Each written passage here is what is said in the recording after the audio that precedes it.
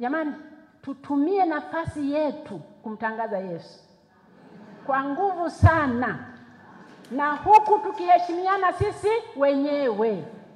Hawa wenzetu wana mara kanyaga mafuta, kanyaga miguu, kanyaga wapi? Ni sisi hawa. Nyinyi hawa tunaenda tena kukanyaga na miguu huko. Jamani, hebu acheni utani huu. Yesu anatosha, hatoshi? Mungu si Mungu. Mungu binadamu si Mungu binadamu. Kama Yesu ni binadamu, shida zako zote anazijua. Wewe shida gani unakwenda kukanyaga miguu huko? Si mafuta.